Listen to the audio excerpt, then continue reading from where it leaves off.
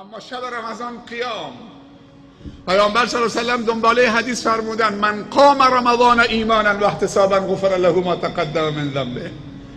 کسی که شبهای رمضان و قیام بخواند، همین تراویح، نماز تهجد، اینجا حد و مرزی نیست برای عبادت.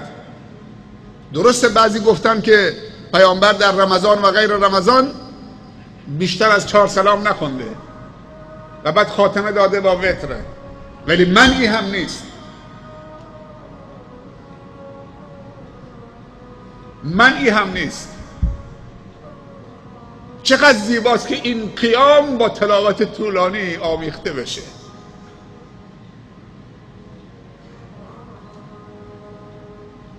در اصل سنت اینه که هر کسی نماز تراویح و قیام یا نماز قیام شب رو در خانه انفرادی بکنه، ولی الان اجماع مسلمانا بر اینه که چه تراویح و جماعت بکنن و اجماع جهان اسلام، خصوصا حرمین و مساجد مشهور جهان اسلام و اکثر مساجد جامعه و مساجدی که مرکز اجماع جهان اسلام بر 10 سلامه. اگه مسجدی یک گوشی جایی هم 4 سلام خوندن باشون درگیر نشین. اونا هم اگه 4 سلام خوندن با مسجدی که 10 سلام میخونن درگیر نشن. شب مفتوحه، شب بازه. پیامبر گفته من قام رمضان ایمانا و احتسابا. کسی که رمضان رو قیام بکنه ایمان و احتساب، اگر جای رکعاتش کم میکنن قرائتش رو طولانی تر بکنن. عزیزی یکی از شبها یکی از پدرانی که حالا با ما ارتباط داره تو یک مجلسی نشسته بودیم قبل از رمضان، میگو من یه مسجدی خودش درست کرده، بهش توفیق داده خداوند، تو یکی از روستاها با شوراشون اونجا بودن. میگو من یه مسجدی اونجا رو بلندی رو تپه درست کردم، تو رمضان مسجد من میگو خیلی آباده. گفتم چطوری ماشاءالله آباده پدر جان؟ گفت خب ما دیگه کلا نماز تراویح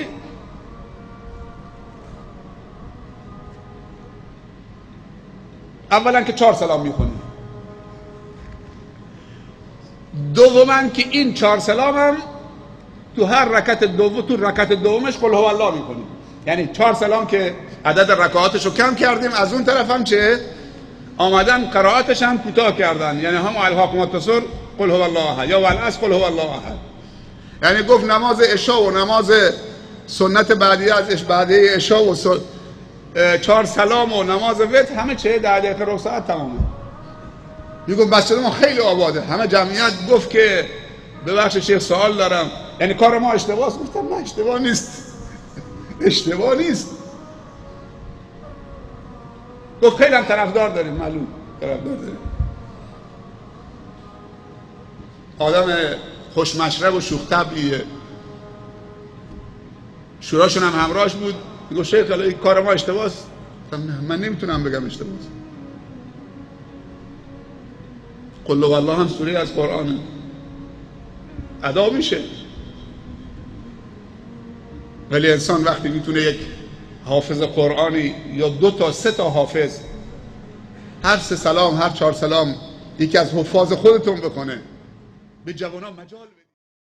برای مشاهده ویدیوهای بیشتر به کانال یوتیوب مفلحون سر بزنید، مشترک بشید و منتشر کنید، اجر ببرید.